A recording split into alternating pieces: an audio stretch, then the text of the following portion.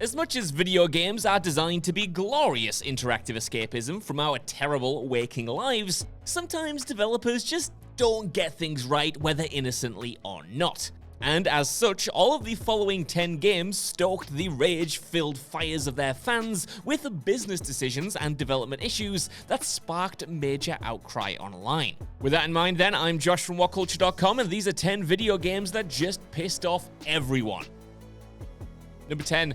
Fall Guys initially refused to refund players for a store glitch. Tough though it is to imagine a game as harmlessly entertaining as Fall Guys pissing off anyone, the Battle Royale title invoked the ire of many players recently when a glitch sneaked its way into the game. See, mere weeks ago at the time of recording, players began to report a bug where, while previewing cosmetic items on the game's store, the item would be automatically bought without the player needing to confirm their desire to purchase it. A glitch is one thing, but people got truly up in arms after one affected player contacted Fall Guys' customer service to investigate the issue and was given a rude rebuff by a rep who insisted that the player must have bought the item in error and refused to authorize a refund. The rep's response, as well as an increasing incidence of the glitch, caused pressure to build against developer Mediatonic, who promptly replied that they would fix the glitch and refund anyone affected, while noting that the customer service reply was not acceptable. Still, while they came good in the end, for a hot minute there, everyone was sharpening their pitchforks. Number 9. Gran Turismo 7 made it even harder to earn cars with a patch. Though Gran Turismo 7 received strongly positive reviews from critics upon launch for its gameplay and graphics, the player response has been considerably more negative, largely due to Polyphony Digital's increasingly aggressive implementation of microtransactions post-launch. The lack of core content in the game makes it necessary for players to grind races after a while if they want to continue accruing currency to unlock GT7's 400 plus cars. And before long, players began resorting to just grinding races with high payouts. But in an all-timer dick move, Polyphony released a patch roughly 2 weeks after release, which severely nerfed the payouts for these races, making it even more of a slog to earn cash to buy the cars with. In conjunction with the fact that players can't sell the cars that they already own, it was painfully clear that Polyphony was trying to steer players towards shelling out real-world money for in-game currency. But mere days later, creative players came up with an ingenious solution. By devising a script which could be used with remote play to effectively let the game play itself and just grind the currency out. Even with that in mind though, it's embarrassing that the game is in such a state that players would even consider this rather than, just playing the game. But Polyphony did it to themselves regardless. Number 8. Diablo Immortal released with aggressive microtransactions. Free-to-play mobile MMORPG Diablo Immortal launched back in June, and though Blizzard was upfront about the game being monetized through microtransactions, they weren't so honest about how outrageously they'd be implemented in the game. See, despite Blizzard insisting that the game can be beaten without the need to shell out any cash, the microtransactions are aggressively intended to make non-paying customers suffer, with later stages of the game's progression proving incredibly difficult without paying real money to become more powerful. Some even accused Blizzard of making the game pay to win, especially with follow-up reports that it would cost upwards of $100,000 or take 10 years to fully upgrade a character. 10 years! This, alongside the discovery that the game also capped the amount of legendary items dropped per day, caused even many high-profile live streamers and prominent community members to quit playing in protest.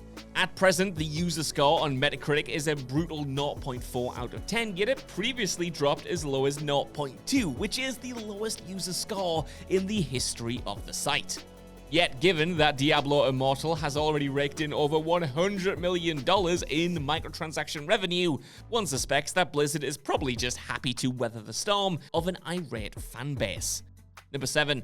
FIFA 23 on Switch is basically just FIFA 19 all over again. It's no secret that the FIFA franchise's tenure on the Nintendo Switch has been, in a word, awful. Since FIFA 20, the Switch ports have been given the Legacy Edition label, whereby they're fundamentally just FIFA 19 again with updated kits, rosters, and stadiums. Hilariously, IGN decided to protest this lazy approach from EA by copy and pasting their scathing review of FIFA 20 as their reviews for FIFA 21 and FIFA 22.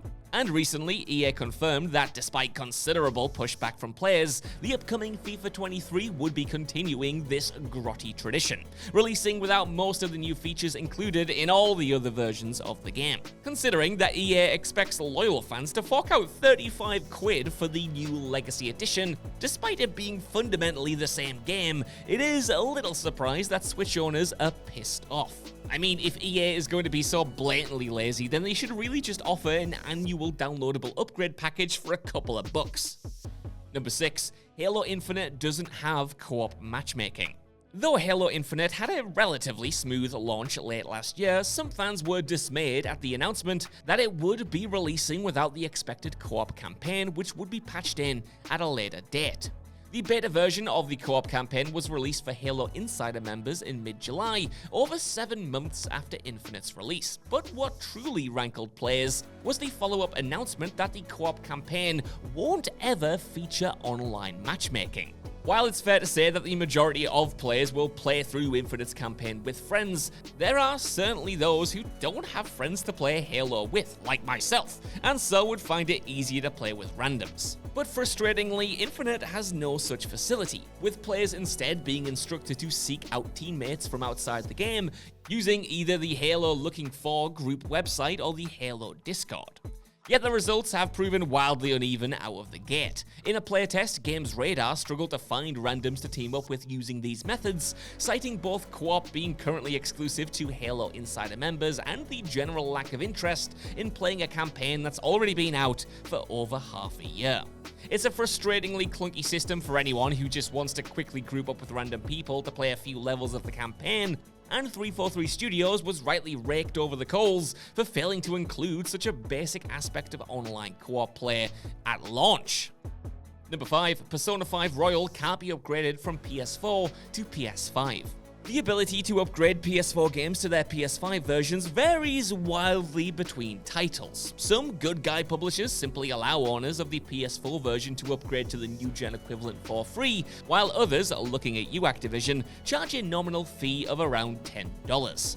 And then there's Atlus, who, following the announcement that Persona 5 Royal will be releasing on PS5 in October, confirmed that there was no upgrade path at all for those who already bought the PS4 version.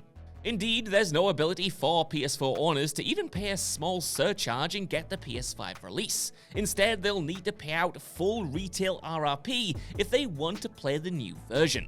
Given that the PS5 version's improvements are relatively minimal, 60 FPS, faster loading times, the inclusion of previous DLC, many understandably felt that Atlus was greedily exploiting their loyal fanbase. Considering the original release of Persona 5 Royal didn't have an upgrade path from Persona 5 either, Atlus is clearly hoping they can persuade some of their more obsessive fans to triple dip on the game. Number 4. Star Citizen Studio called passionate fans a distraction. Star Citizen is one of the most fascinating and bewildering games in development right now. The crowd-funded sci-fi epic began production way back in 2011, and last November announced that its funding had crossed the $400 million mark, making it by far the most expensive game ever produced. Understandably, then, many fans have grown frustrated with the game's slow progress, with some accusing director Chris Roberts of having no handle on its ever-increasing scope, while also communicating progress poorly with players who've already invested deeply in the project. In recent years, the studio, Cloud Imperium Games, has used a roadmap system to explain the game's progress to players, though earlier this year, the studio announced that they were actually ditching this idea, while throwing a not-so-subtle shade at so-called passionate fans. They said, quote, "There still remains a very loud contingent of roadmap watchers who see projections as promises. And their continued noise every time we shift deliverables has become a distraction both internally at CIG and within our community, as well as to prospective Star Citizen fans watching from the sidelines at our open development communications." End quote. Naturally, this salty response didn't go down well with players, many of whom paid to play the game over 10 years ago and are still waiting for the end product to be shipped. Number 3. Ghost Recon Frontline was so hated, it was cancelled. In a lot of cases on this list, developers realized their mistakes eventually and thankfully turned the ship around, amending the issue that pissed people off to begin with. In the case of Ghost Recon Frontline though, the issue was just so big that the only response suitable was to cancel the game outright. Now, you might have heard the name Ghost Recon Frontline before, but the controversy surrounding it is probably the only reason why. With the latest installment in this long-running franchise, publisher Ubisoft wanted to do something different. Wanting to avoid the negative reception associated with the last entry Breakpoint, the publisher decided to give the fans exactly what they wanted, announcing a new Ghost Recon game that was a free-to-play battle royale style experience. Oh, did I say what they wanted? I meant the exact opposite of what they wanted. It was clear that Ubi was just using the brand name to shill a trend-chasing live service game, and fans had had enough, kicking up a stink when it was announced and tarnishing the project with immense negative reception. As a result, Ubi promised to recalibrate the project, but then just this month decided, hey, it's probably not worth the hassle and we'll win nobody over anyway, so just cancelled it outright. Number 2. Red Dead Online was abandoned by Rockstar, so users held a funeral for it. Red Dead Online exited its beta phase and officially launched in May 2019. Though in recent times, players have complained that it hasn't received as much support as Grand Theft Auto Online, the latter evidently being considerably more lucrative for Rockstar Games. By the start of 2022, updates had become sporadic and piecemeal for this service, with many enthusiastic players accusing Rockstar of effectively abandoning it at the time. Recently, Rockstar finally put fans out of their misery by indeed confirming that they would be stepping back from releasing major updates for the game while shifting resources to complete development on Grand Theft Auto 6. This prompted many frustrated players to gather in-game on July 13th, exactly a year after the last significant update, and hold a funeral for Red Dead Online in protest, while spreading hashtags such as #RedDeadFuneral and #SaveRedDeadOnline.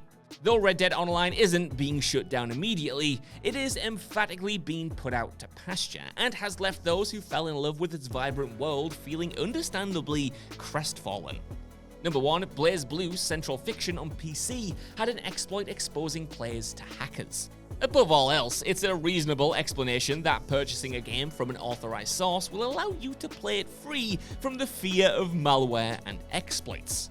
But more than 5 years after fighting game BlazBlue's Central Fiction was ported to PC, players discovered an exploit which made anyone hosting a multiplayer game vulnerable to being hacked.